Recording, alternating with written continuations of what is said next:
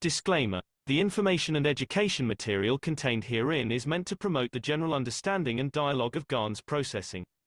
Such information is not meant or intended to serve as a substitute for a healthcare professional's clinical training, experience, or judgment. For patients and individuals, such information is not to be a substitute for professional medical, therapeutic, or healthcare advice or counseling. For medical issues or concerns, including decisions about medications and other treatments, readers, viewers, listeners should always consult their physician or, in serious cases, seek immediate assistance from emergency personnel. Prescription information, procedures, and use of medical devices information should be undertaken only by properly trained and certified medical personnel. We specifically disclaim any warranties, express or implied, including implied warranties of merchantability or fitness for a particular purpose. Such information is provided, as is, and is believed to be accurate at the time of its publishing, but it is the viewer's job to evaluate the accuracy of any information found in this presentation. Every case presented is of their own experience, applied by themselves for themselves, and it applies to their case only. Every person experiencing health problems should seek professional medical advice and consult their course of treatment with a doctor. The processes of plasma balancing described herein are a natural process which supports the body but does not replace medical advice or therapies one is already subject to. And thank you everyone for hanging in there. This is a very important session. It's third in the week. We start on Thursdays with the Knowledge Seekers Workshop. And then, of course, we have the Brazilian presentation from that powerful Brazilian team. And then we follow up with this show, which is involving, on this panel, we have representation pretty much from all of the continents, and which is really wonderful to see. So we don't want to disappoint. This is the Keshe Foundation Spaceship Institute teachings on plasma science. We're discussing basic transmutation. Today's subject is calendar. My name is Alexander. I'm from Canada. It is September the 8th, 2024. This is the Keshe Foundation North America Plasma Education Series. So here we are stuck on this hesitancy highway, and we're really having it rubbed in our faces that this is the lowest energy state. And we always say that life is a hard road to hoe. And what's our position in space? Are we a litter bug? Or is space littered with calendars? And we touched on this subject before, but we're going to get into it a little deeper today because we're searching for outer space. And all we see is a trail of garbage down the plasma highway to our pie in the sky. And it's always that little piece of pie, isn't it? And why are we always satisfied with that little piece of pie? So maybe today we're going to have a few more pies. We're discussing the plasma science as presented by Marian Tavakoli Keshe, outlined in book number 1, The Universal Order of Creation of Matter. This is a very important matter. And from there, we have book number 2, The Structure of the Light. It's very important to know how to build the structure of light. And then, of course, there's book number 3, The Origin of the Universe. And for many people, well, does that really matter? Or are there more important things? So we find that there are more important things, because for 342 weeks in a row, Rick Crammon and the Universal Council have brought forward the one planet, one nation, one race for justice and world peace. And why is that important? Because that is the ticket to outer space. And in outer space, we find that there are a whole different set of rules. And so they involve maybe many more commandments than we were brought up with. And that may be shocking to a lot of people. I know it was shocking to me.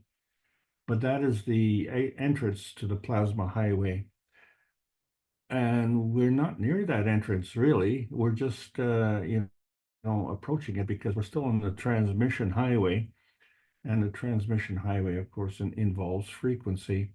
but we've been moving along the transition highway, and now we're getting into the basic transmutation highway.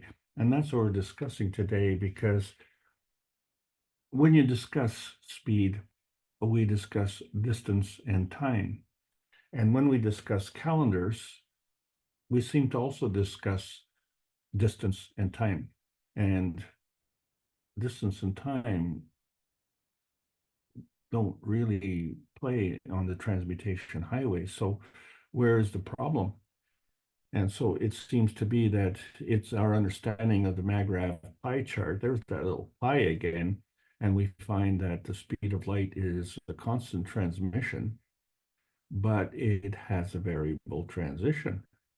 So is the speed of light, as we know, just a part of the pie? And then many people say that the universe is 99% hydrogen, which kind of implies that the rest is just garbage, isn't it? And so this becomes that conflict, and we always have this conflict between affinity and prejudice. And that's why maybe we're always asking, where am I? And so when we look at the terminology as we've gone through a transition, and we discussed the three dimensions of transmission, and we went through the transition dimensions, of which there are three dimensions.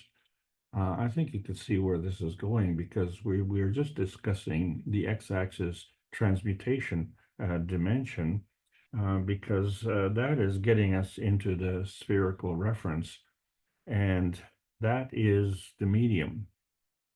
That's not the message, though. The message rides on the medium, and so we see the surface to volume ratios and how it affects us mathematically.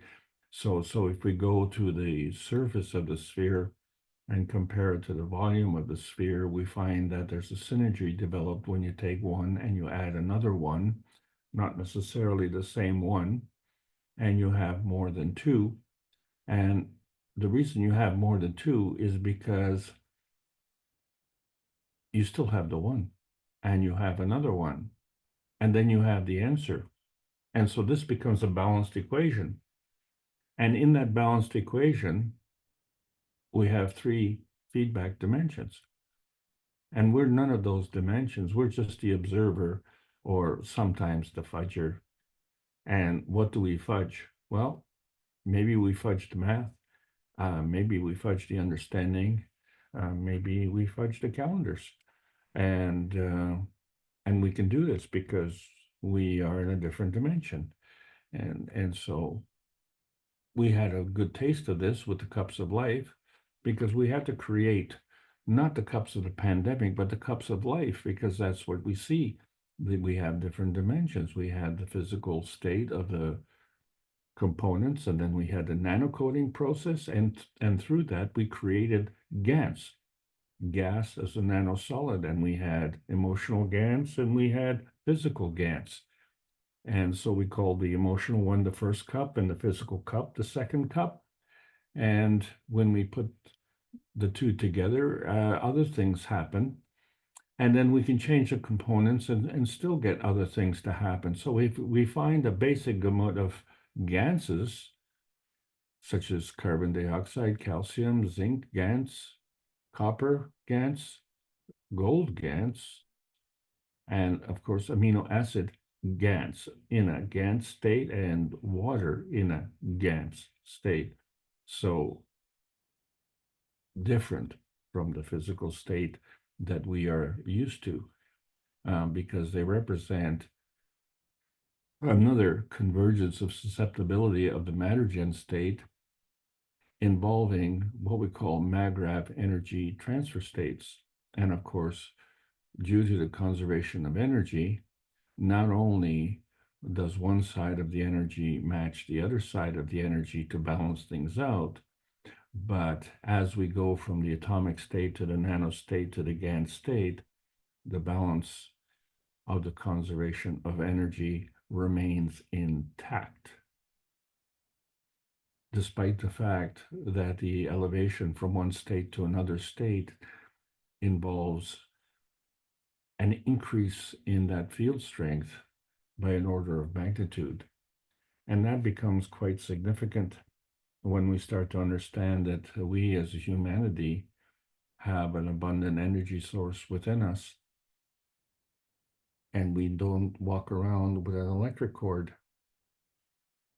And not only that, but neither does the Earth walk around with an electric cord. Not only that, it doesn't even have any rockets or motors to move it around, but we are able to create all of these details of our Earth space, and they're represented in the periodic table of elements. And there's many more elements that are shown than are shown here, but what are shown here are the fundamental elements of the amino acid, the emotion and the physical connection to copper and zinc, the iron, the connection to the earth, and of course the silicon, the connection to the earth, and then of course the sodium, magnesium, potassium, and calcium, which are the environmental components that are necessary to exchange energy in the transfer state.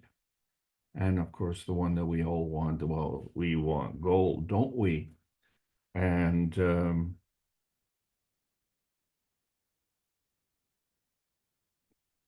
what will we do with it? So what we need to understand is that if we take a frozen Gans ball and put it in the middle of a cup of water and then freeze it, we could see the pattern of energy developed. An artist would be quite proud if you could draw a picture like that. I know I can't.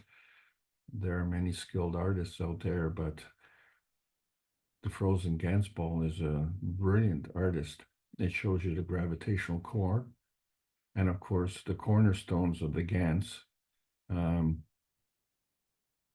there aren't any cornerstones because the Gans field is round. And from that emanate magnetical hair-like lines. And these are nanotubes because these lines are hollow. Isn't that interesting? Isn't that the same way the Earth's crust is formed, with emanating hair-like lines of nanotubes that are hollow? And then, of course, how did the Earth get here? Because the Earth had to be here before we got here. So before we discuss how we got here, wouldn't it be nice to know how the Earth got here? And we do know that the Earth is here because we have the gravitational confirmation of its arrival. And the fundamental component, as we say, 99% of the universe is hydrogen. And we know it's hydrogen because it has a unique fingerprint. But this fingerprint manifests itself in color, and not one color, but a spectrum of colors. And this spectrum of colors is a combination of colors which is specific to hydrogen. So we can determine, based on this spectrum, where hydrogen is on this earth or any other place in the universe. And then wherever that is another gravitational confirmation. So there is a here and there's also a here. And so when we look at what it means on this planet, because hydrogen is a key component of water, well, so we have the potentiation of hydrogen, which we call pH. And what that does is it identifies alkalinity or acidity of the water. But what we have to understand is that the pH of 7 could be acidic, and the pH of 7 could be alkaline. And so the components of the water in terms of pH always total 14 in their natural state, in their natural physical state. So a pH of 7 acidic and a pH of 7 alkaline is 14, but a pH of 6 acidic and a pH of 8 is also 14. And 5 and 9 is 14, and 4 and 10 is 14. So we have different potentiation layers. And so this facilitates the y-axis transition. And so we can see the pH zipper and how it's manifest. And then we can see that there's a balance on both sides. And this is kind of important because we have to understand that everything in between is a susceptibility that ranges from what we call acid forming to alkaline forming and back again. And so this oscillates between the unstable and stable characteristics of the simple and complex structures that represent the potentiation of balance. And when we say the potentiation of balance, well, that includes us. We are here, and that's our gravitational conformation. So this is really good. We have the conformation of the Earth, we have the conformation of the hydrogen, and we have the conformation of our physicality. And what's the source? Well, I wonder. We do know that the Earth is rotating, and so through its rotating field, it creates this x-axis dimension, and then through the polarity, it creates this y-axis dimension, and then through the interdependence between the two axes, it creates the z-axis dimension. And so we can identify all of these axes by planes, but coming together, it creates a sphere. And so this sphere can be represented as a density transition balancing. And it goes down to the beyond the microscopic. It goes to the nanoscopic. Actually, it even goes beyond that, down to the picoscopic. And so how far down does it really go? So when we're talking about the creation of the universe, we have to see that from the physicality, we have to get into, which is the lowest energy state, into the highest energy state. And the reason for that is because that's fundamental to the creation of the universe. So the energy is always positive. So since the energy is always in motion, the charge represents the direction of the motion. And if there's a direction of motion, then something has to work in combination with another. Well, we don't know on which side, depending on the direction, but there has to be a connector, and this is where the structure of the light comes in. So we just assume that the structure of light is what we see in our physicality, coming from here to there. But when we're looking at the energy,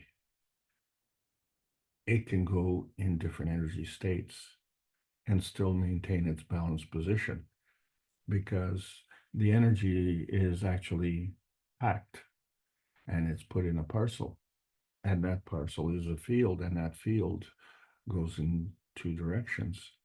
So those two directions represent the negative giving and the positive taking, but there are also two aspects to that, insofar as giving and taking from yourself creates a binding energy, but giving and taking from others creates a flowing energy.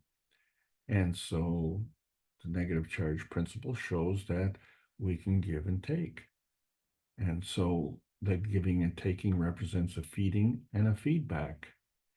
And as the last man standing, because you're the binding energy and you have to have a binding energy in order to be you. So we have the capability to turn on and turn off the feeding of this energy. And in that process, we can either increase or decrease the strength. The net result, of course, is that we can enhance or diminish our positioning. But it's not to say that we can enhance or diminish our position in terms of equality. It's a matter of representation in terms of strength and weakness, and understanding that in the universal law, the stronger feeds the weaker. And for a lot of people, that's hard to understand. But if we look at water as an energy parceling unit, we see that it's a combination of hydrogen and oxygen, and it is a maggrav and it is round, but clearly there seems to be an unbalance. And if it seems to be unbalanced because the hydrogen has a mass of 1 and the oxygen has a mass of 8, well, wait a second. That's not balanced. And because of this characteristic, there's another balancing aspect of it. And so the hydrogen can be sheared off and becomes a universal solvent where it's able to facilitate balancing. And it plays into this energy being always in motion. And so we can cross over, we can deflect, or we can twist. And in the process of twisting, we can tighten, coil it, even create a tunnel. And so this changes the conformity. And these are all different energy packs.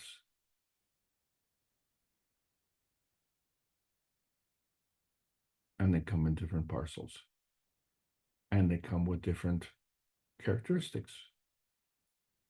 And these characteristics go through a variety of energy states. And when we talk about the principal matter, the PM ticks, which are magnetical, these are energy packs in motion.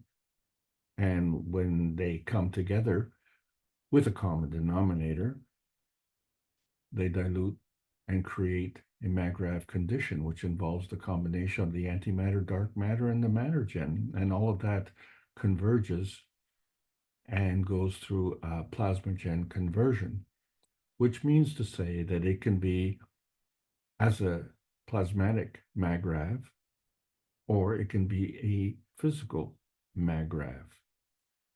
The MAGRAV, in either case, becomes an inertia field, which is a representation of the field interaction of all of these forces coming together in a MAGRAV state.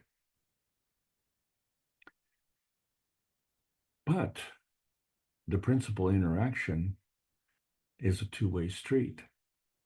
So as we said, it could be a binding and it could be a flowing.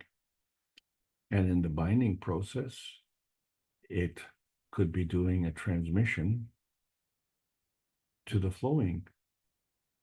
And the flowing could be doing a transition to the binding. And so you can pick your mode of travel. The point is that when two forces come together, you have the beginnings of the two dimensions. But when we think about it, two forces coming together, well, that's a point of conflict, isn't it? But in the plasma state, it's not a point of conflict, it's a point of conflict resolution, because that point becomes a point of containment. And there's a criteria for that point of containment, and that has to do with a common denominator. So we as humans need to have this energy binding, and it provides a very self-serving provision for us. And of course, we get that energy from the universe. So it's confounding to understand why we resort to stealing it at the expense of others. And in order to be great thieves, we have to sometimes resort to lying, cheating, and even killing, all violations of universal law. So we find that that does not go with the work of the basic plasma rule, where the higher strength feeds the weaker strength. It becomes a conflict point in this binding zone, because whoever wants the binding is needing it for their own binding purposes.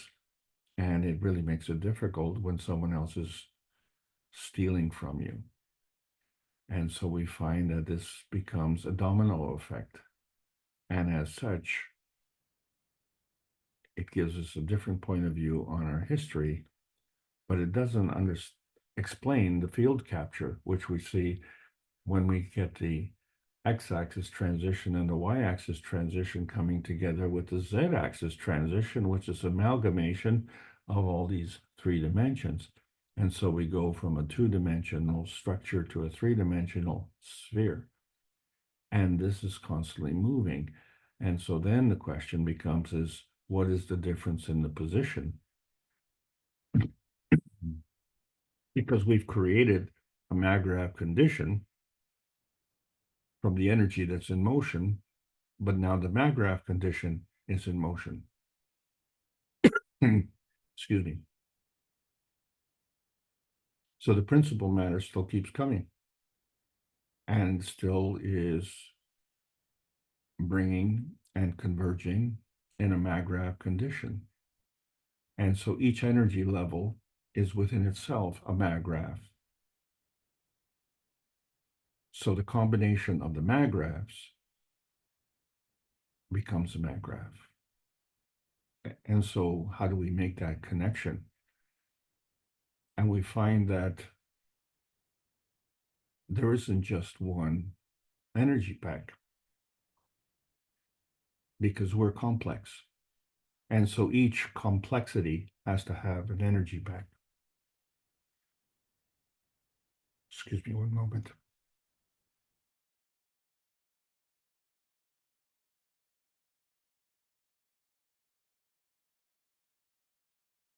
One more.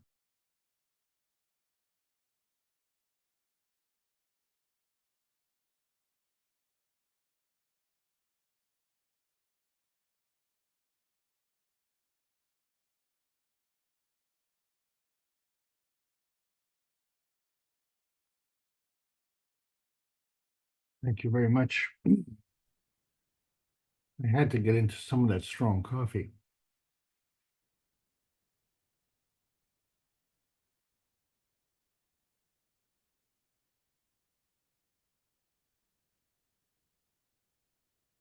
So in order for this energy that is coming in to have different characteristics, it has to have a different path.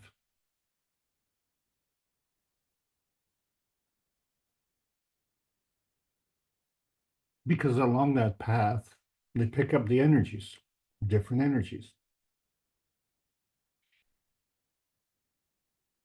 And do we specify the source? And do we specify the path? So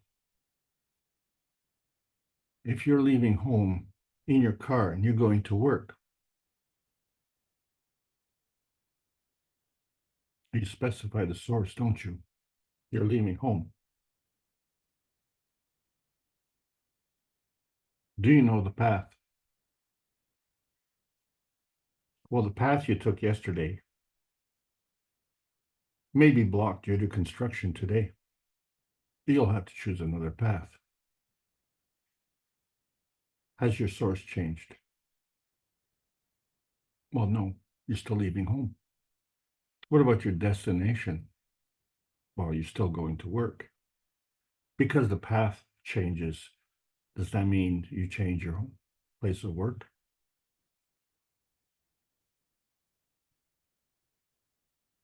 So we have a lot to ponder because what we're seeing is we're seeing what we call form artifacts. And so these are art forms. They're a representation of what is happening.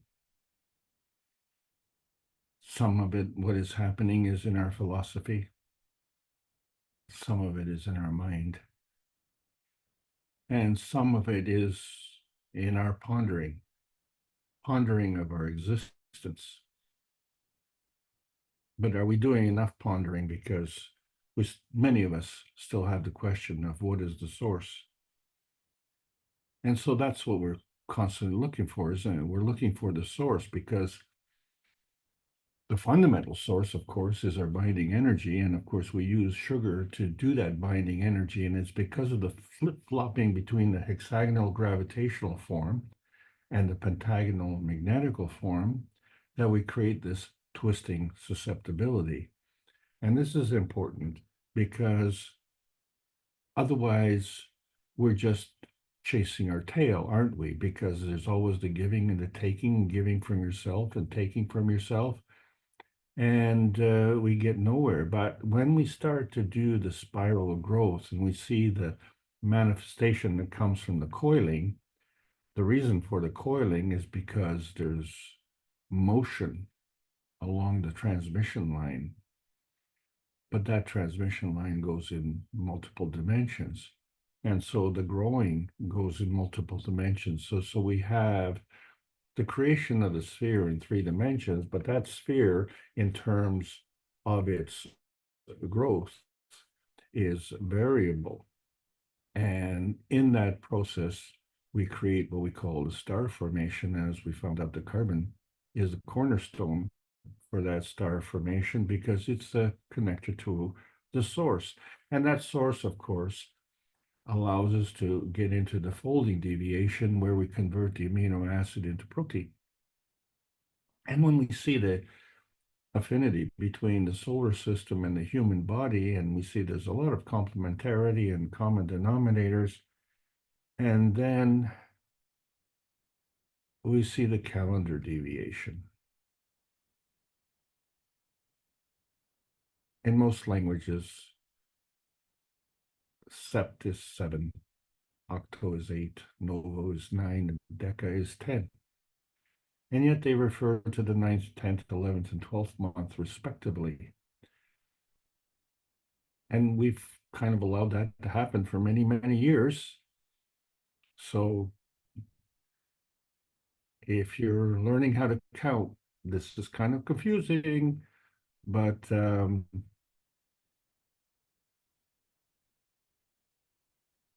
thanks to Mr. Julius Augustus, we have 2 more months stuck in the calendar. And so that gives us 12 months. So, of course, when you're talking about equality,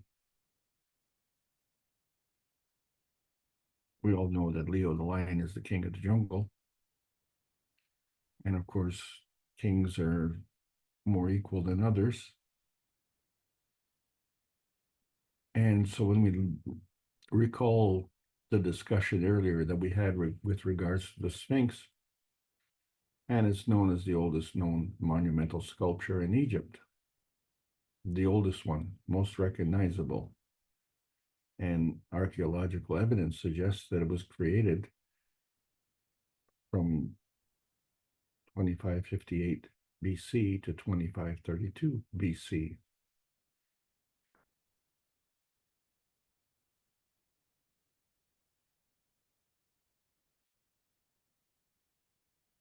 But of course, that was on Earth. So what about the stars? And so doing a quick scan on the internet, we find that the current stuff that's being written on the internet says that it is the Lord who created the stars, the Pleiades, and Orion. He turns darkness into morning and day into night when he draws up water from the oceans and pours it down as rain on the land. The Lord is his name. And the ancient Greeks thought that an arrangement of stars in the sky looked like a giant hunter with a sword attached to his belt, so they named it after a famous hunter in their mythology, Orion. It's one of the most recognizable constellations in the night sky and can be seen from around the world. And isn't it interesting?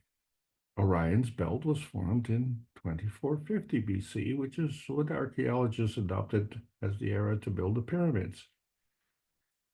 But, you know, the Nile River parallels the Milky Way, but Orion's stars do not match the pyramid's arrangement. And the Orion's belt consists of these 3 stars. And so they have names. And these 3 supergiant stars are several times more massive than the sun, and tens of thousands of times brighter. So they must be really, really far away. But you know, that Sphinx in Egypt might have originally had the face of a lion, you know, which means that it could be much older than we really thought. So if we understand that cornerstones are monuments, maybe the Sphinx is a monument to vandalism. And maybe the water from the Lord caused the water erosion around the base of the Sphinx. And so if we look at Leo as it pertains to the zodiac, we find that Leo is 10,350 to 10,450 BC, around 8,000 years earlier. And this was referred to by Edgar Casey in the Akashic Records. And of course, the Babylonians had already divided the zodiac into 12 equal signs. And they did this by 1500 BC. And so each of these signs was assigned a name. And each sign went through astrological ages of 2,160 years each. But if we put them in a circle, each sign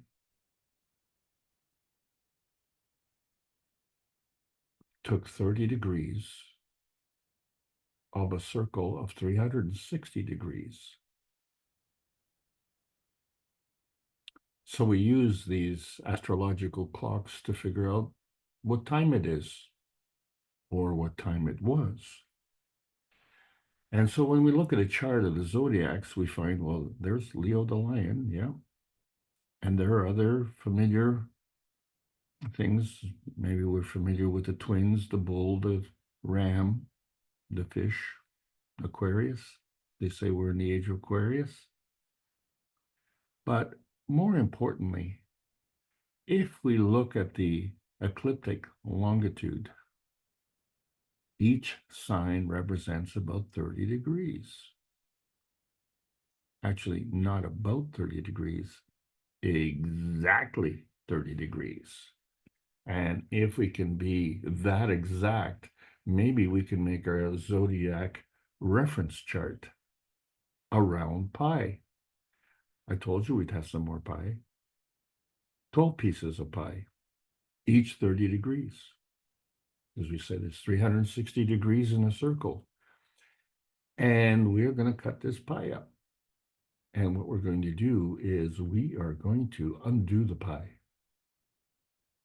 So we still have the 12 pieces, and each one is still 30 degrees, but we've aligned them on a straight line. So instead of using the zodiac reference as a circle, let's use it as a straight line. Because isn't that the transmission line? And so what is this transmission line doing? Well, we see that it's 2,160 years per pi. So obviously they stay fresh for a long time. But what happens is that the solar system is revolving. So the way we're looking at this pi is not always from the same position. If you remember our discussions on perspective, our perspective will change as we move. But the combination of the total revolution is 25,920 years.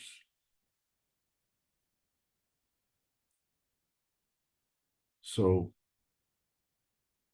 if you're working at a job for a few decades and you're looking forward to your retirement, it doesn't come anywhere near 25,920 years. So who is paying attention to this? And so we're all looking for that stairway to heaven. But the thing is, we can go counterclockwise or we can go clockwise. But we're going to go from a lower spot to a higher spot. And we can also go from a higher spot to a lower spot. And so in many ways, this is kind of the way the solar system is moving. And this is the way that we're moving because we're on this spiral staircase, right? And so, but we're not going up and down. We're following a spiral precession through the universe. How do we know where we are? Well, let's refer to the zodiac, shall we? And how do we remember? Well, one of the ways is in art, and another way is in our clothing. Another way is in Persian rugs. And so we find that the artwork seems to be the same in the Middle East or in Middle America. And as we can see by this design, the left side equals the right side. Isn't that interesting? But what we have to understand is that there is a spiral. And so the left side is what you see on one side, and the right side is what you see on the other side. This is not a very good picture. This one's a little bit better because you can clearly see that as we go through the crossover point, the front side becomes the back side, and the back side becomes the front side. And so what we have is a manifestation of a spiral form.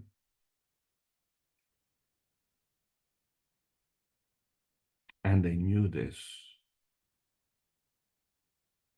in 2000 BC.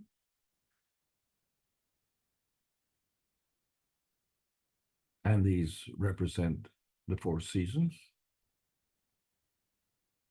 And they also represent the steps of the DNA and the spherical movement of the DNA. And also the RNA and the interaction of the two. And so when we're looking at down the tunnel, then we can see the rotation. But as we're tunneling through, we are also moving around. So we can be in the tunnel, but we're still rotating around the solar system.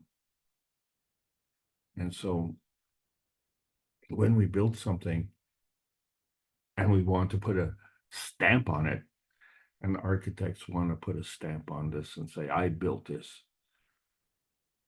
So we lay a cornerstone. And traditionally, it's the first stone laid for a structure, and then all the other stones laid in reference. But a cornerstone marks the geographical location by orienting a building in a specific direction. And these cornerstones have been around for millennia in some shape or form. Like a sphinx, which is a cornerstone pointer. It points to the source of the design. And it's a certain point on the calendar. And Hermes was the architect. And so the cornerstone was not to Hermes, but the cornerstone was to the source of the design. And the cornerstone was not in the building.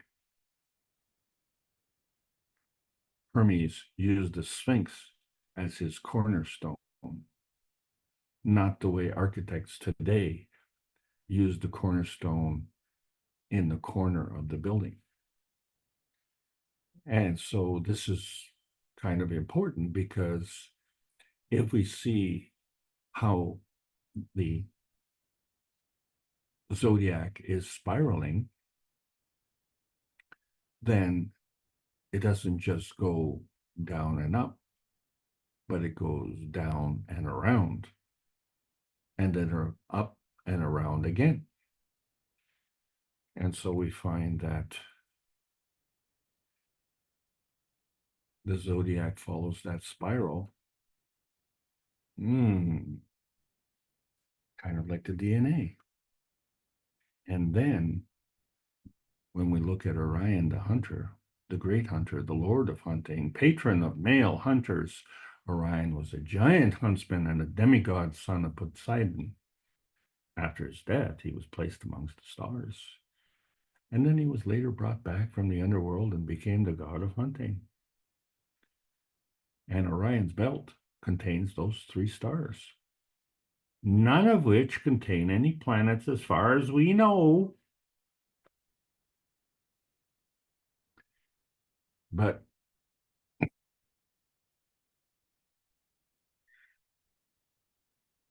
it is the source of the cornerstone.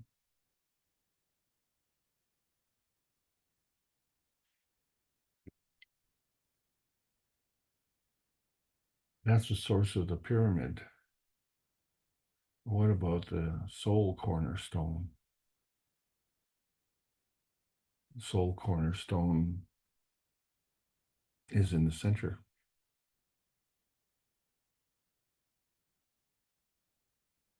So when we talk about a plasma cornerstone,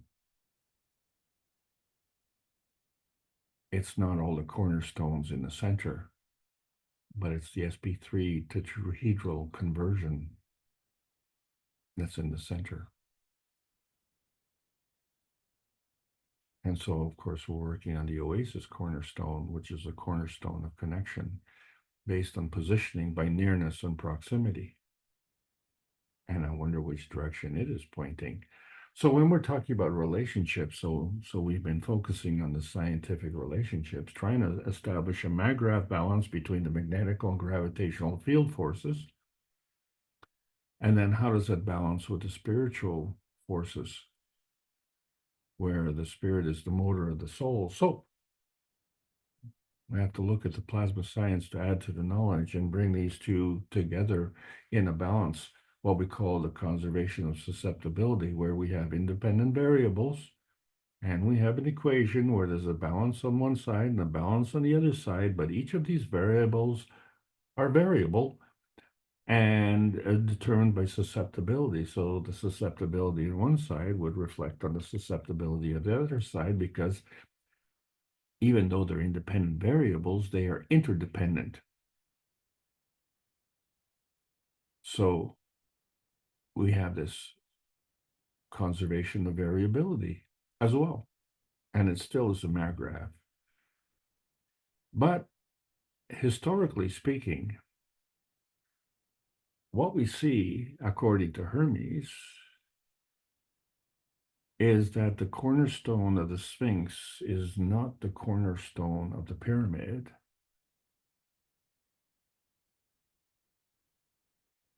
The cornerstone of the Sphinx is outside of the pyramid. And the capstone, well, it was quite nice. The rest of the pyramid is kind of messy. So we see that the capstone is kind of a monument to war. And when you look at the head of the Sphinx, so we could say the head of the Sphinx is not equal to the capstone on the Sphinx, on the pyramid. And the cornerstone of the Sphinx is not equal to the cornerstone in a monument such as the pyramid. And if that is the case, then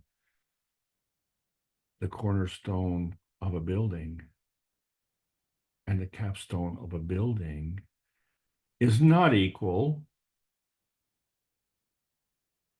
to the point on the star formation of a plasma star, and is not equal to the positioning of the cornerstone of a plasma star formation, because the cornerstone there is in the center. which means that the calendar is not the reference for the connection of the plasma.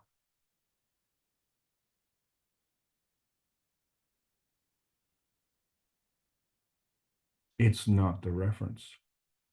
It's not equal. It doesn't balance. It's an anomaly. So when we look at the soul of a stone, the purpose of it, of course, is anchorage, maybe a commemoration, maybe it's an idol, and it's like an acknowledgement as confirmation. We are the third rock from the sun, and I was here. But we are an anomaly, you see, because the earth is animate. And we as humanity are animate. The pyramid is inanimate. So the anomaly really is that the earth rotates but doesn't walk, but man walks but does not rotate, but the two work together. And so when we look at the zodiac, what does it mean? Each house points to the center line, and the center is gravitational. So each house in the zodiac is magnetical.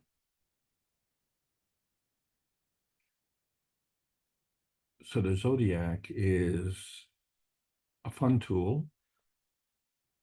We can work out our astrology. It's a fun tool. It can work out our dating in terms of history. And it's fun to talk about. But it's a calendar of prejudice because it creates these monuments to form artifacts of man space and monuments to form artifacts of earth space and monuments to form artifacts of outer space. And they are pointers to the source of creation. And they're cornerstones of creation.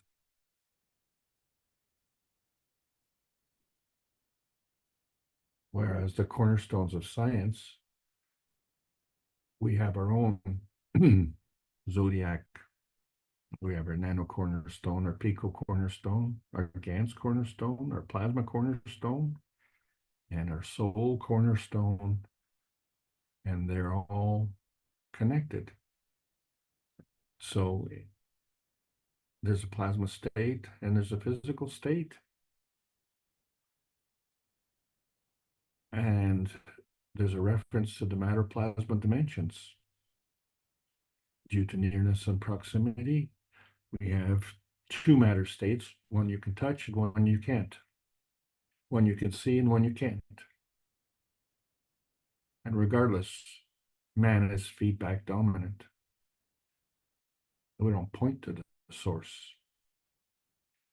We are focused on the satisfaction, say, of a fine meal, the interaction with the sound, the light, the heat, the pressure, the luster, the superficiality, or the laminar containment to balance our balance field. But we're quarantined in this physical, spherical earth space.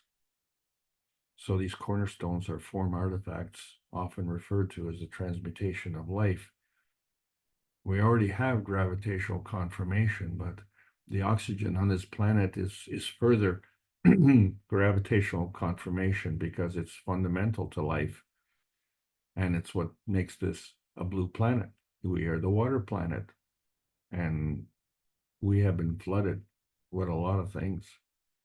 But it's reflective in our principal energy flow, which is a two-way transmission and a two-way transition, and the two that come together to create the basic transmutation. So how do we transition from these visible transmission spectrums and non-visible? as we go from the spectrum to the spectrum and what causes the susceptibility. So there's a superficiality in the physicality, and there's an internal substance of the plasma substrate. And the balance of that creates the MAGRAV, the point of containment between the gravitational and magnetical fields. But clearly, there's a step beyond. And the question is, which way is that beyond? And so we find that in the physicality, we have a barrier. But as we go through the atomic state and the monatomic, polyatomic, and the plasma field state, and then beyond, we find that we can go in both ways. So we have the 3 dimensions, and the cornerstones could be just monuments of litter here or here. And if we say calendars point to the source,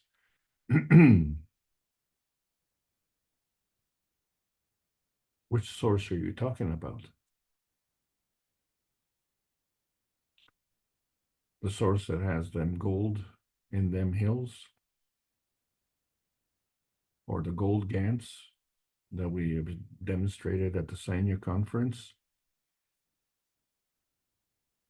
Or are we targeting a version of outer space?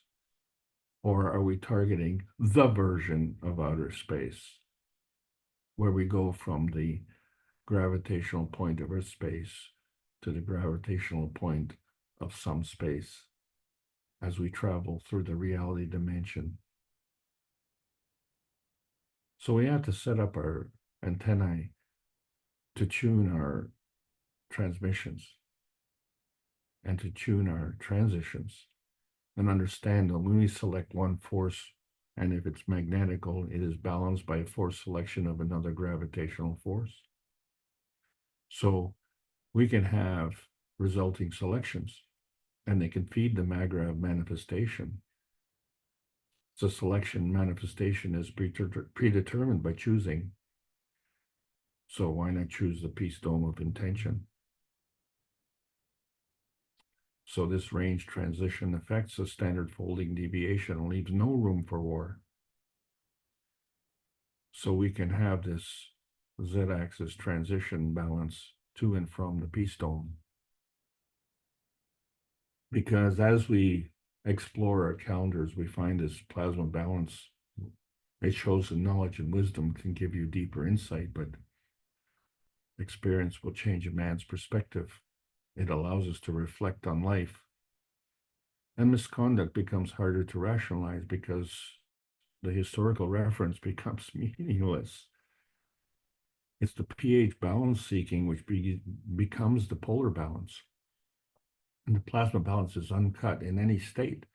And so that state dependency and transcendence is also uncut. The cornerstones are cut. Cornerstones are matter state bound, but we're not. So when we look at the pH MAGRAV of the plasma, we find that the cornerstone is within. And the pH of the blue planet comes from within. And the pH of peace and the many points in the dove still come from within. And so this becomes fundamental as we're embarking on the 2024 transmutation test, and we're going into the 3rd month of a 4-month process. But we're also at the beginning of the research that we need to better understand the plasma science of space, and not just any space, particularly outer space, because that is a representation of the greater oneness. And all roads are pointing to the same point, which will help us transcend the limitations of nuclear science. We have tried for 554 weeks through the Knowledge Seekers workshops to bring you the Kesh Foundation Spaceship Institute, teachings on plasma science, welcoming all the beautiful knowledge seekers, learning about the new selection process of the new plasma science. There's a World Peace Treaty. That's your ticket. That's your ticket to outer space. So sign it. Sign it with meaning. Sign it with intensity. Sign it with your soul.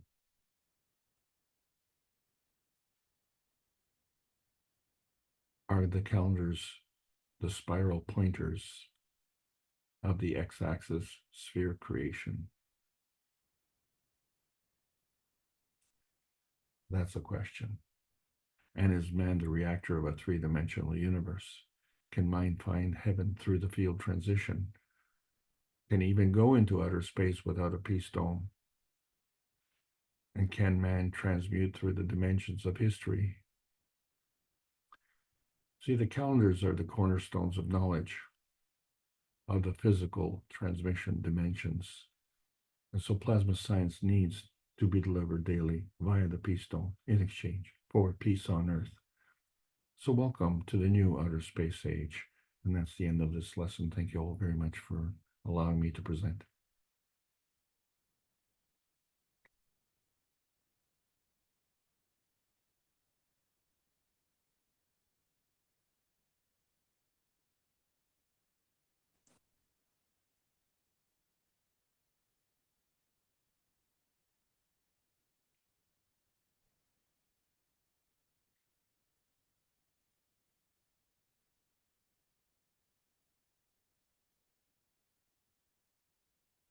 Earth to mark, Earth to mark. Yes. I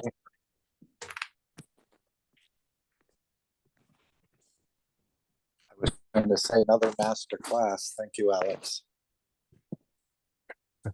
Are you very technical?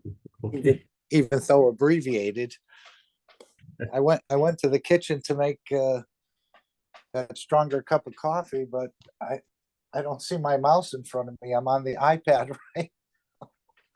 Maybe the mouse transmuted.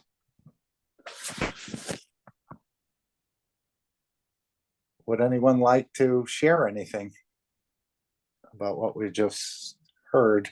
Where do you think the sun got its impetus, Alex, to move on this? Was it from the black hole in the center of our galaxy? Or what prompted the sun? The sun must have had some impetus to make this move, this aurora from last year, let's say. Well, isn't that a good question?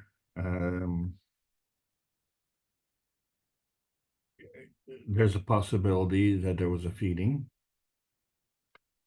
There's also a possibility that there was a feedback. I don't think, and this is my own opinion, I don't think one is separated from the other. I don't think one is exclusive of the other, because the position of the feeding has to be in reference to the feedback.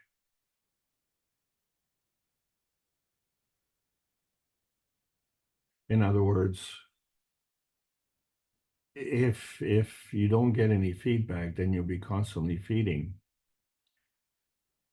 And if you're full, if you're satisfied, if you created a barrier, then the feeding really becomes maybe just throwing food against the wall.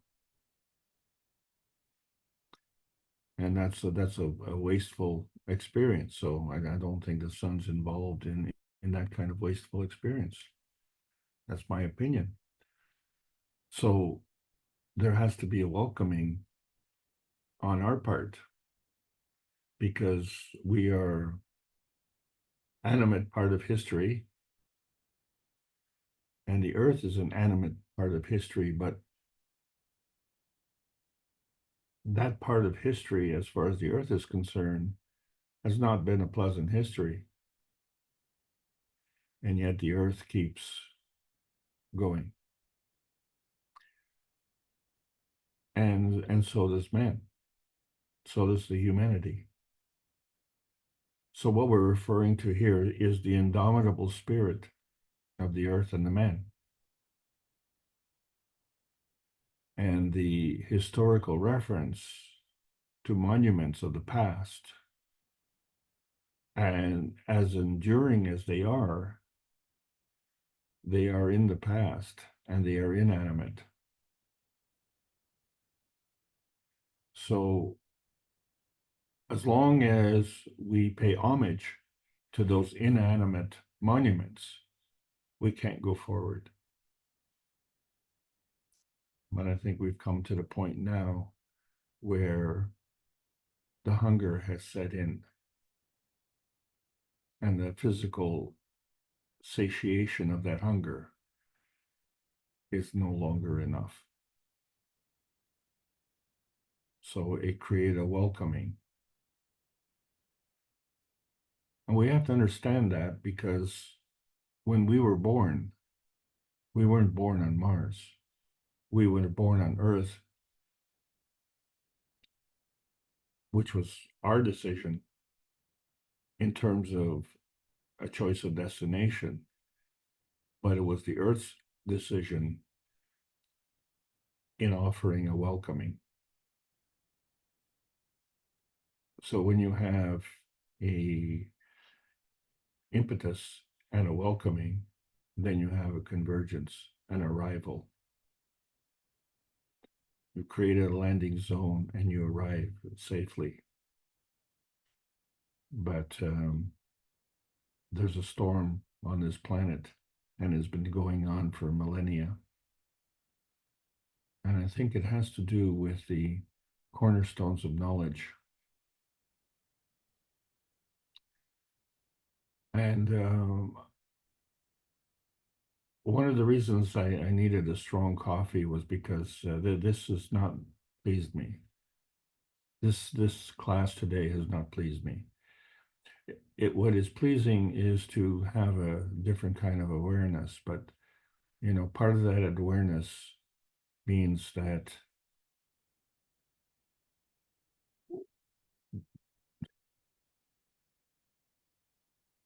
it's an admission of being duped.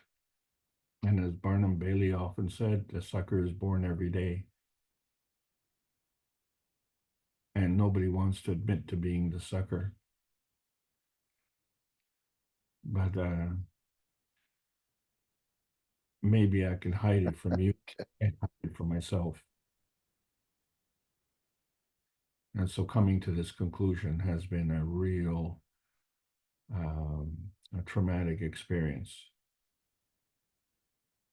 because I have always wondered, what is the purpose of the zodiac and what's wrong with our calendars? And so today I just presented my view. And it was very satisfying to me in that it fit the pattern. I didn't create the pattern. I solved the pattern in my mind. And hope that you agree or offer different insight. But the thing is, I spent most of my life following the other pattern. And the results have been underwhelming. And so by incorporating this new understanding and comparing the results, in that regard, the results have been most rewarding. So that is why the future is so bright. Because when we look at all the doom and gloom, we have to understand the point of view.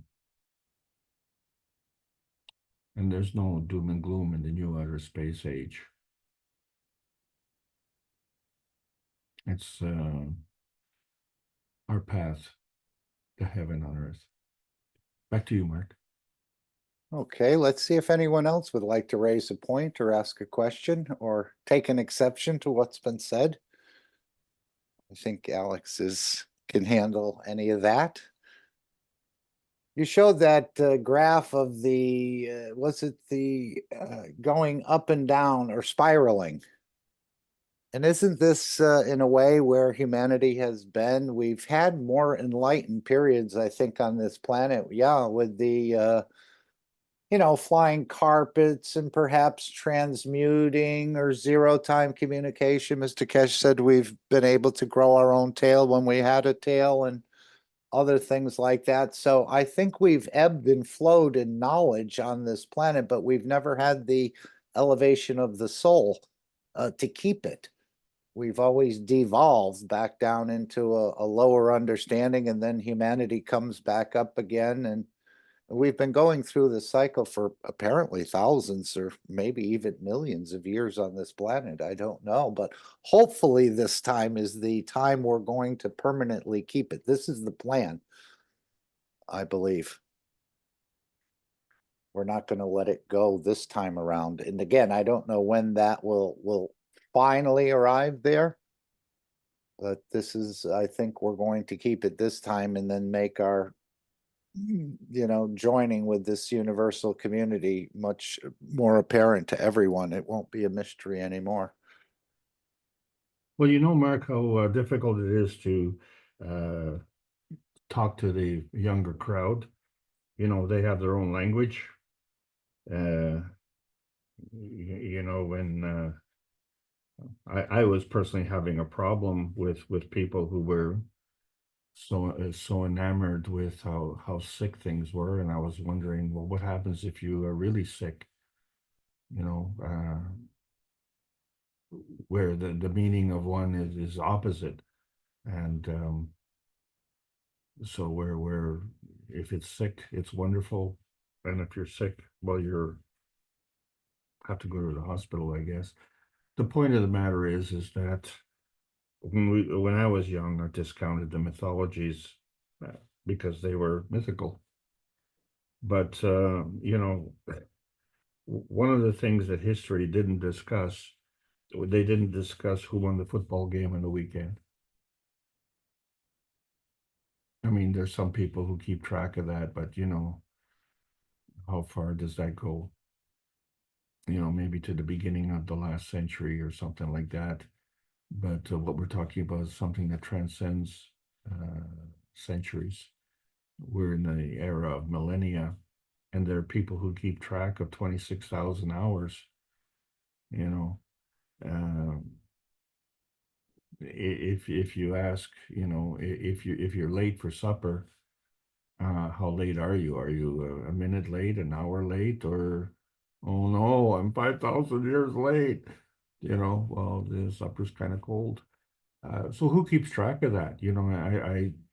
I certainly don't have a watch, that takes care of that, but obviously it's an important part of our history because we keep talking about it.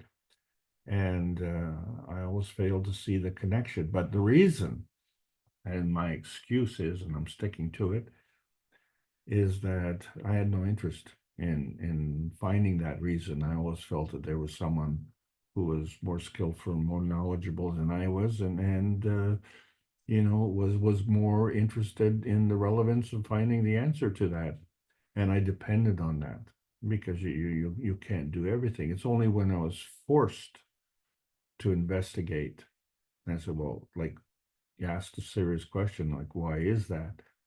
Well, when you say why is that, that question comes from where did I come from and how did I get here? And when you start asking those questions and you look at the answers that are presented and you say, well, we're not exactly sure. Well, why is that? Well, it's kind of a nebulous subject. Okay, well, why don't we talk about something that we are sure of? How about when were the pyramids built? Oh, we're not really sure. Right, is that a fact?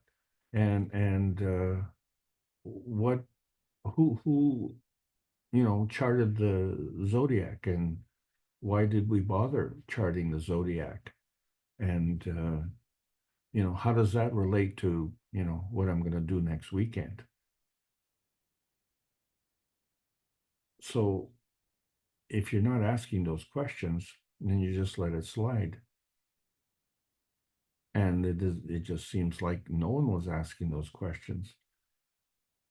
But I haven't really discovered anything, except I've discovered that poker playing is illegal in the universe. It's an earthbound thing. And when poker players play, it's a game of skill in lying. Some people take it to the extent where it's a skill in cheating, but that is really risky business. But you get rewarded for being a good liar in poker. So life is not a poker game. This is not entertainment, if you will. But it doesn't mean that it can't be fun. So, is it maybe that's why this planet hasn't changed, because the sun didn't have, in a way, the energy to give to it. It had to take in more to maintain its structure, and then it released that extra energy apparently towards this planet. So there's something bigger, something perturbed the sun, I think, to do that from a bigger structure. It's almost like, they say water flows downhill. Well, perhaps from that center black hole, it's fed something else, it's fed something else, and then it reached the sun, and now the sun is elevating the weaker of the earth, or its creation, or kissing the child, as Mr. Kesh put it. So there's something bigger going on in the structure than just the sun, I would think. Well, of course, but there has to be a calling. A calling or a culling? No, a calling, a calling. Calling, okay. Okay, because if the stronger is feeding the weaker, then the weaker needs to be calling. I have to tell you that, in reviewing my own personal life, one of the things that was not, shall we say, fashionable was asking for help. And in a very comical way, and a lot of people talk about this, if you go someplace and you're in a city and you're lost, a man is generally reluctant to ask for directions, but a woman is quite speedy. Right. We just keep driving around in circles, hoping we'll find the right way out. Yeah, and hoping not to look foolish in the process. Yeah, I've never had a problem with that. That's the first thing I do, is ask for help or ask for direction if Oh I no, feel I'm lost, and see what the others have to say. you're an exception. You're an exception. It is. No, it's a very hard thing to do. But once you understand that it's not a representation of courage, it's a representation of, like you say, well, hey, I'm lost. Well, why are you lost? Well, under what pretext should I not be lost? I've never been here before. I don't have a map. I don't have a guide. And even you go into the jungle, and you've never been there. What are you going to do? You're going to hire a guide, a tour guide, aren't you? Okay, well, what is a tour guide? A tour guide is answering all the questions. So instead of asking, well, where's this and what's that and how do I go that, and asking 150,000 questions, the tour guide will just guide you along, and all of your questions will be answered, and you'll have a very enjoyable experience. But in life, you sometimes have to be your own tour guide, and the way to be smart about that is look at the path. You want to hunt, look at the footprints. If that's what you want to hunt, or maybe that's what you need to avoid, so you have to make choices. Broken branches, worn paths, alignment of there's a path that I have that goes through, and I had a visitor, And they asked me, how do I get out of here? I said, well, you just look at the target, those two trees. And they said, well, there's lots of trees. Well, I said, yeah, but those two trees, go to those two trees and look between them. And what you'll see is the path to get out of here. Oh, how cool is that? Well, that's the difference between a city boy and a country boy. And I had to really laugh because I grew up as a city boy, and I would have asked the same stupid questions. But now I'm asking for help, and it's coming, and it's truly wonderful. But I'm not asking from a point of feebleness. I'm asking from a point of weakness, so that I can elevate my strength. Because if I elevate my strength, I can be more beneficial.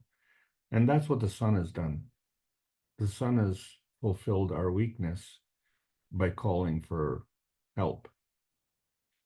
And the call originally came from us, right? We're the weakest in the link. If you only look at the link between humanity, Earth space, sun space, and the universal space, we are the weak link. So I think we've all started calling for help in a sincere way. Yes, everything seems to be much older. You pointed out the Sphinx is much older, the pyramid is much older. Mr. Kesh told us the planet is much older, the galaxy is much older. Maybe the teaching is going to start to believe in something we can't see, as we see on the fan, on the box of the fan that's sold in the store, plasma wind. And maybe he's trying from medical up to cosmology, trying to get people to look away from the physicality, even though we're enamored with it, but see that there's a structure behind that physicality that's actually moving things or manipulating things, or I don't mean manipulating in a bad way, but actually causing changes. We all look to the physicality, especially in the medical as well. So now we're starting to learn about this energy interaction, which again has been foreign to all of us in a way. Who thought we had such, we were low energy nuclear reactors in a way? Yeah, but there is also another difference, and that is the plasma field needs to grow, and the rate of growth is what is changeable. And so what affects the rate of growth? And that has to come from the wisdom and the knowledge. And so we now have the capability of changing the rate of growth. And if we understand that this technology has been around for several decades, it took a while for that field strength to come up to speed. My aunt had a nice little car, and it was a Fiat, the smallest Fiat that was made, 500 cc. And it was amazing that, to drive that thing on the highway, it was the slowest vehicle. And she had to teach me how to drive it because I was used to fast cars. When you step on the accelerator and you kind of snaps your neck back. Here, you step on the accelerator, it was kind of like stepping on a loaf of bread. You kind of press down and it's kind of cushy, and you press down even more and it's still kind of cushy. And then you gulp and count. Gulp 1, gulp 2, gulp 3, and then you start to go. And you just got to keep it going. And so the timing was really, really important if you wanted to pass someone. And for those 3 seconds, you Yeah, you could feel your heart pounding in your lungs, and so is it going to go? And then, of course, everybody else was faster, so we were cut off numerous times. But I learned how to drive it, and so when someone was passing us at that point, I would step on the accelerator, hoping that by the time they passed us, that I could just follow in their jet stream. And I got to be quite good at it, and it was a lot of fun. But it just goes to show you the problem with the plasma field is you can't just flick the switch. And I think a lot of you have figured it out that when we're making the GANs, although the how shall we say that the field motion has begun because you set up the pattern, it takes a while to produce the GANs. And when I say a while, it's an indeterminate amount of time. It could be hours, it could be days, and it could be weeks. And so we find that some GANs take a lot longer to produce. But now we've come to the point where we can affect the ramp up speed, if you will. And this gives us a whole new perspective. So it isn't just going in a fast car and tromping on the accelerator. It isn't like going in a jet plane and putting on the afterburners. But when you get going, wow, the energy is amazing. And it jumps by orders of magnitude. It doesn't snap your head back, but it just gives you this wonderful feeling of peace and harmony. Back to you, Mark. I agree. I know Mr. Kesh said we're replicating the work of the universe, but some things in the universe, he said, take billions of years, and they're shortening this down to days or weeks or months or short years time. So it is accelerating, as you indicated, with this understanding of this plasma science. And It's I the think same work, but it's being accelerated. Yeah, and also for the first time, I think we've set a date where we mean to keep it. We have a date. November. Oh, that date. Okay. Yeah, yeah, it's an ongoing process to teach the scientists and the governments about what this technology is all about. That's what I think these sessions are. And of course, breaking down the borders and the rest of this, even though in many places of the world, the borders seem to already be broken down, but rather unruly. And with a lot of angst and not liking people coming across borders. Hopefully we'll dissolve these in the very near future. The transmutation is what's going to bring the borders down. But the scientists are also going to have to move away from the matter state of understanding, I think, and move into this energy dimension. And there was another background you had, and I didn't make a note of it, what I wanted to ask you, so I can't think of what it was. Anyone else who'd like to pose a question or bring a thought about what's happening within the foundation? Just remember the testimonial meeting is on Monday, tomorrow at 8 p.m. Central European Time, summertime. So in the public Zoom room. So if you're available, come in. Again, it could be a very small testimony about a plant or something that happened to you or an animal or someone else. Again, we're all learning from each other. So don't hesitate to come in if you don't have a very big testimonial, like you want to, everybody becomes impressed. Just these small things are good. We've seen this a lot with the Brazilian team with different smaller things, but as we learn more, they'll grow into much bigger things. And they've had a lot of testimonials, beautiful ones as well. I know Rick is putting some of these up. I thought he was putting them up on the new website, but he says, no, it's going to go on the older website. I think he said they're going to upload about 50 of the testimonial meetings, or maybe 50 testimonials from some of the sessions within the testimonial meeting. So that's tomorrow. If you'd like to come and share or just listen and support, you're all welcome.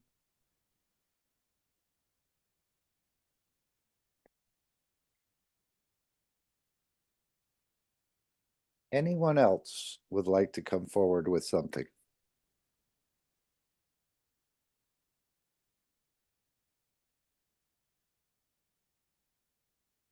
You think the universal community has noticed that there's something changing? Maybe this is what Mr. Kesh meant when he said you'll see UFOs in the skies, not one or two anymore, but by the thousands, because they know this planet is turning into, I mean, they may not be here yet, but they know this planet is becoming a peaceful, this is part of the party that was planned.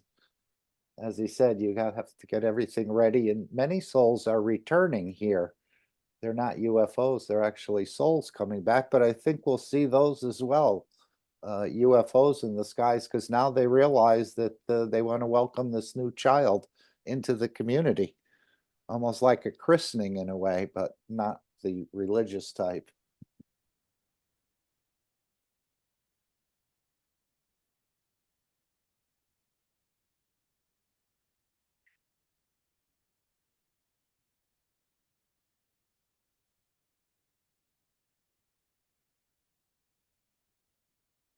So perhaps we're going to an earlier epoch, Alex, where people were interested in transmutation and zero-time communication and other sorts of energy artifacts, if you want to call it that, or working with energies. I think we're coming back to this cosmology and the rest of this, potions, different things. This will become, I think, people starting to become more enlightened, they'll move in this direction. So this process, again, it's going to take some time, but we'll see, as he said, the change in psychology within 10 years or 15 years, which is just not even a blink of an eye in the life of the universe. The creator is, as I say, remodeling the creation.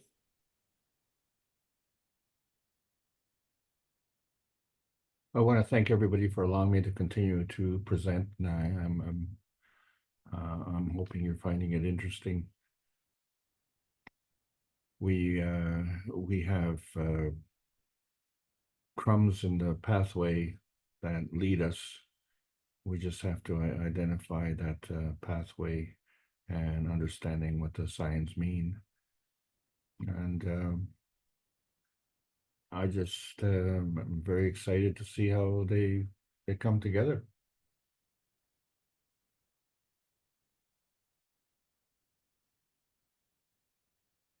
Agree, and maybe some of these more famous or recognizable people that will go through these systems will give testimonials, and they'll become even more powerful because they're already well known by many, or they knew of the condition that that actress or sports star had developed, and then they'll see the change. This is going to be powerful to bring the others on board in so many ways, in quite a, I think, an accelerated fashion. Once they see, and I'm sure people are looking and they know what the usual matter state treatments offer them, which isn't much, as I understand it. But with this new science, things can be brought into balance, and hopefully they'll acknowledge, as opposed to Hawking and some of the others, where this newfound understanding or wellness came from. Well, one of the key things here in the zodiac reference is that every single zodiac sign is equal. None of them are more equal than others, including Leo, not more equal. Okay. So, why does it seem that one side may be less than the other, and then it has to do with the rotation, and because what's the significance of it? Otherwise, if there wasn't a reference to something, like a reference line, then there would be no reason to delineate the individual signs of the zodiac. What's the point? Well, we don't need any signs. But, you know, when we look at Orion, and Orion plays a big part in our history, and you say, well, why is Orion not a zodiac sign? So, you know, just like, just like we are not part of the three dimensions in terms of viewpoint, we can't be part of the group and look at the group. You have to stand outside of the group to look at the group. And that's why there are fans in the audience at sporting events, or in the audience of music events. They're looking at the group. So we are the observers, and it's the observers who are keeping track of the zodiac reference. And that reference is going on for 26,000 years, and it seems to be a very relevant reference point. So who is doing that reference? So does this mean the Big Bang Theory is going to have to go out the window with the rest of the garbage we've been fed? I mean, the Earth just didn't appear here, did it? It didn't, another planet bumped into another planet and pushed off a big piece of matter, and this became the Earth and the rest of it, or the Big Bang where it found its position and cooling and the rest of this. This was all built up from a very small speck, isn't it? This is not something that just appears. And this is what the science community is going to have to, and maybe they already know it, but they're not allowed to talk about it. That the process of creation is much different than what we read in our science books, but it needs to get to the general public, and eventually it will. Well, this is what I had in my experience going to the library when I was looking at the discussions on, shall we say, New Age or what do you call that?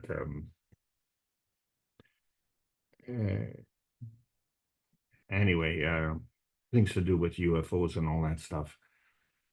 Half the books were skeptical. If you're skeptical, why would you devote an enormous amount of time to writing a book? I don't know about you. I have done a lot of writing, but I've never written a book, and it must take an enormous effort to write a book. And why would you bother? To write a book to be skeptical about something.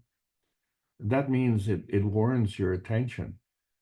And so the question is, if it warrants your attention, why are you giving that attention?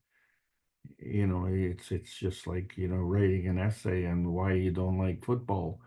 Well, in order to write that essay, you have to know something about football.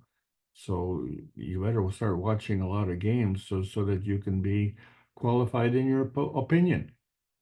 And then at the end of it, football doesn't exist. Oh, really? You just spent hours writing a book about it, and hours studying it. So, whatever you study doesn't exist then, and whatever you wrote about doesn't exist. And so that became the confirmation right then and there. The skeptics contributed to the confirmation of the paranormal universe. Why would you bother? You mean trying so hard to disprove or discredit something? Yeah, to maintain the current dogma, that's all. That's all it is.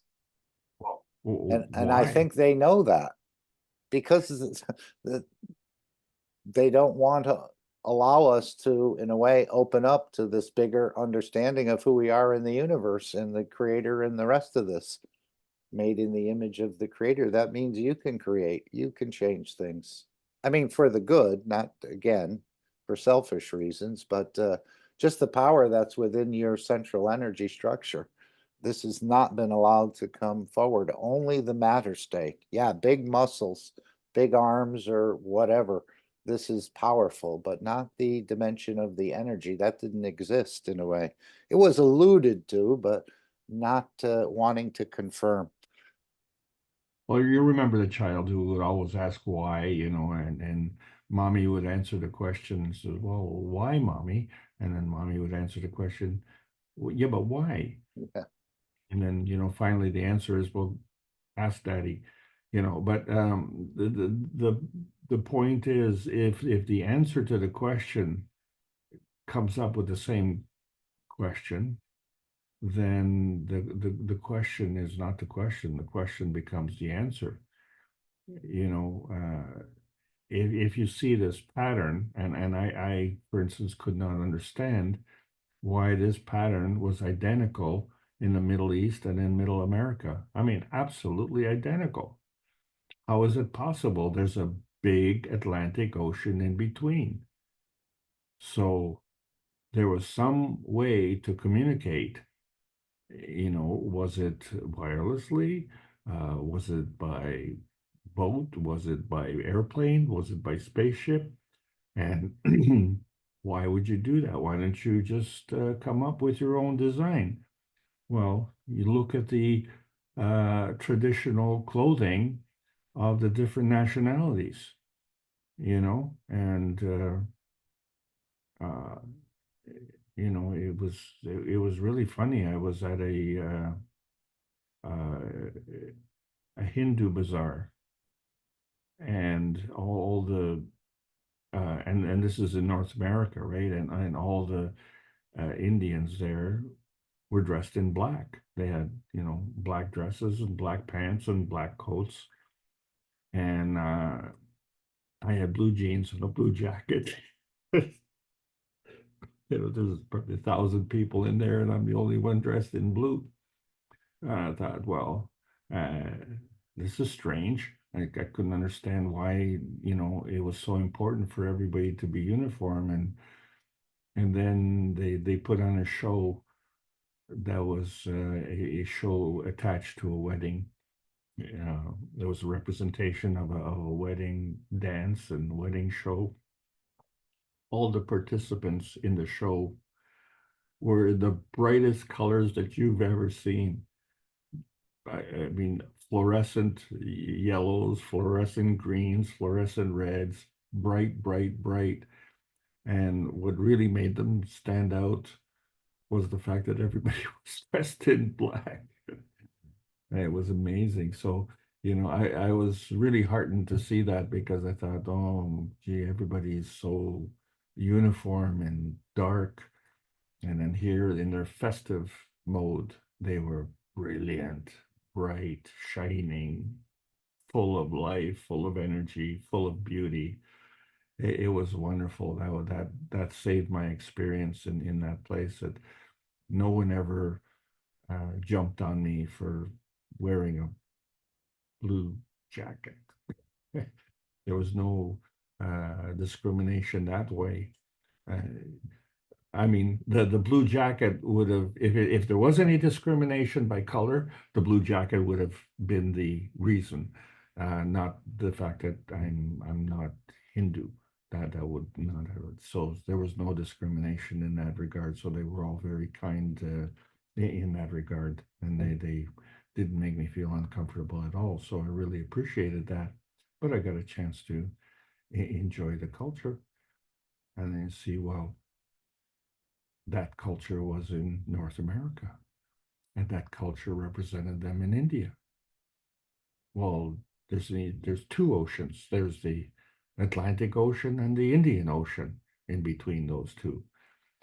And so the art, the clothing, the pyramids, we have pyramids in Middle America.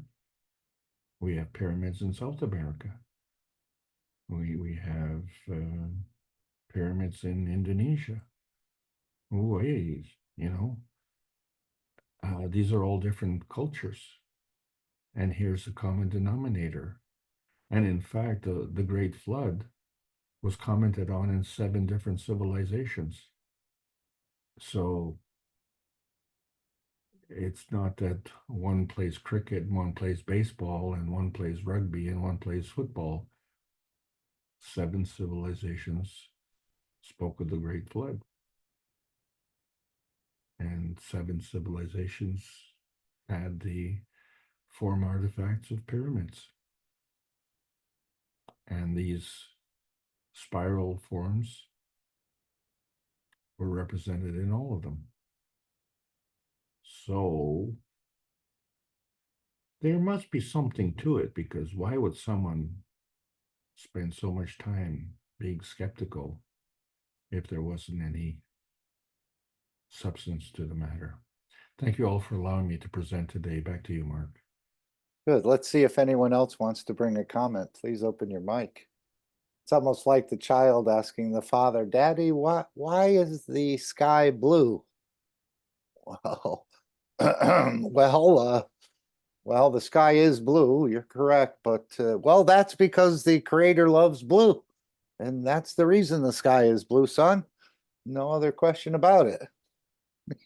So when these people, when the sun gets educated and realize it's the nitrogen or whatever in the atmosphere that's causing this sort of bluish, or someone else's child asks their father, "Oh, it's the reflection of the ocean, the blue, that's why the sky is blue." They'll get into an argument between the two children, but we're going to have some very enlightened children coming forth, I think, when we can start teaching at much earlier age about the soul and the science and the rest of this. We're going to have some really well informed, I think, although they, again, the knowledge is endless, but we're certainly going to have a better footing on the process of creation and how these things work. And I think the children will just be happy, because the soul must know they're being taught incorrectly, even though the soul doesn't say anything really about it, just lets things sort of go on that way. But we'll have some very enlightened people here, and elevated souls as well, and be able to explain it.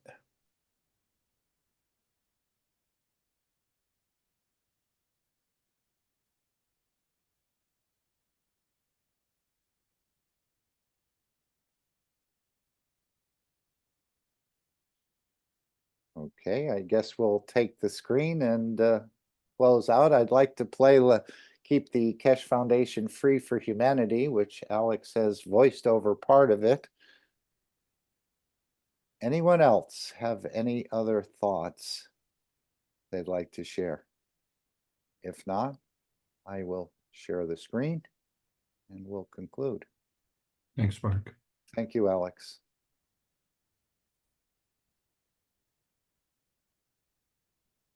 We want to thank everyone again for being here today and being a small part of this very large change that's coming on this planet. And as you can see, the universe is cooperating in this process and bringing the change through energies.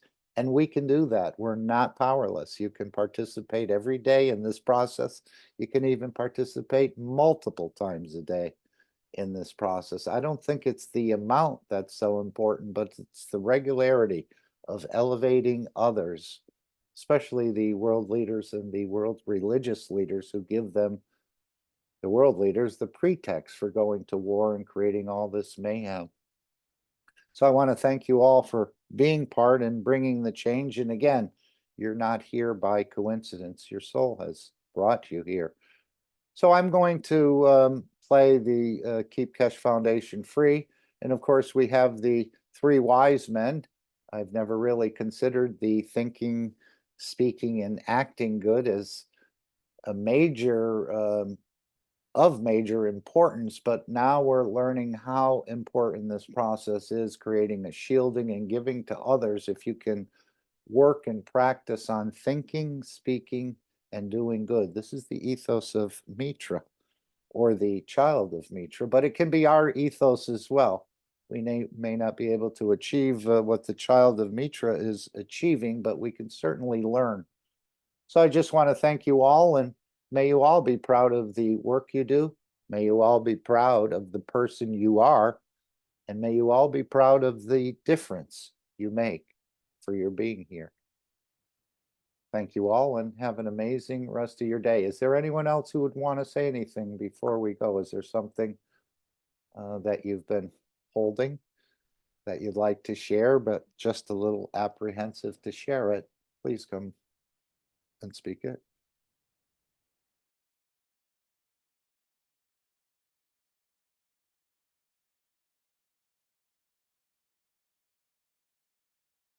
Okay, I'm just looking for the Keep Keshe Foundation Free for Humanity. We thank you all who are participating in these sessions, taking advantage of the offers that are within the store, and then sharing what you're finding out about these offers as it works its way into your life and your family, and the changes that you may notice.